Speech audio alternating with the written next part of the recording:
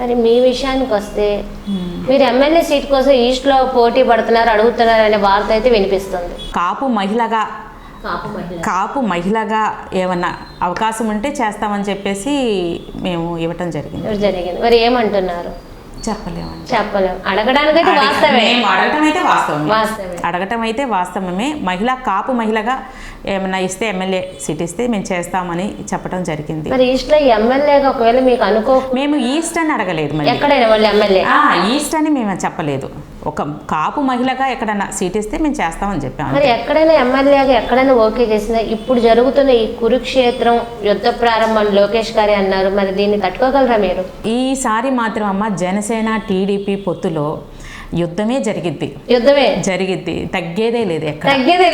ఎక్కడ తగ్గేదే లేదు. మేము చూస్తానే ఉన్నాం. వైసీపీ 175 to 175 మళ్ళీ జగన్మోహన్ రెడ్డి ఏపీకి ఎందుకు కావాలి? ఇది నడుస్తుంది అంటున్నారు.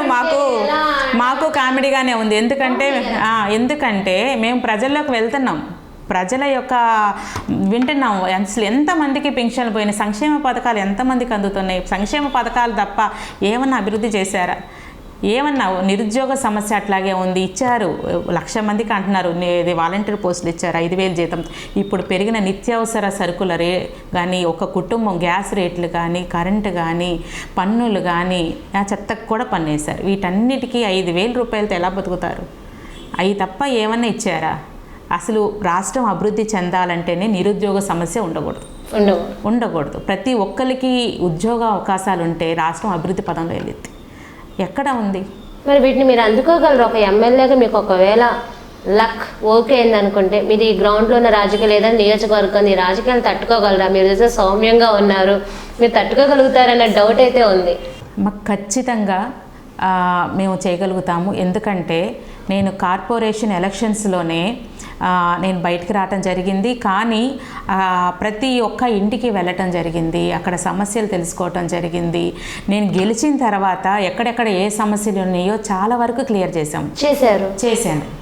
కమిషనర్ దగ్గరికి దగ్గర ఒక ఏదన్నా మనం రోడ్డు వేయాలన్నా, డ్రైన్ కట్టాలన్నా నేను మొన్న రీసెంట్గా ఒక రోడ్డు వేయించాను. నేను దానికి దగ్గర 3 నెలలు నేను ఆమె దగ్గరికి వెళ్ళాను. నేను 3 నెలలు 3 months తిరిగాను. నాకు ఆ రోడ్డు అవసరం అండి అని తిరిగితే కానీ ఆ పని జరగాలి. పని జరిగేదాకా నేను ఊరుకోను. అంటే మీరు ఎమ్మెల్యేగా కూడా ఈ కాన్ఫిడెంట్తో మీరు ఎమ్మెల్యేగా చేయగలరని అయితే ఒప్పుకుంటారు?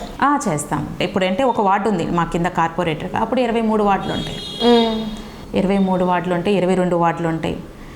ఫుల్ ఫ్లెడ్జ్గా నేను ప్రజలతో ఉండి అక్కడ సమస్యలు క్లియర్ చేయడానికి మాత్రం నా సాయశక్తులా ప్రయత్నిస్తాను. చేయగలరని అయితే కాన్ఫిడెంట్ అయితే ఉంది. వెళ్ళగలరు. ఎందుకంటే నేను కార్పొరేటర్ అవ్వకముందు నాకు డౌట్ ఉండేదేమో. నేను కార్పొరేటర్ అయిన తర్వాత నాకు ఈ ప్రజల్లోకి వెళ్తుంటే తెలుస్తుంది. ప్రజల సమస్యలు కానీ ఇవన్నీ తెలుస్తుంది. చేయగలననే కాన్ఫిడెంట్ కూడా నాకు ఉంది.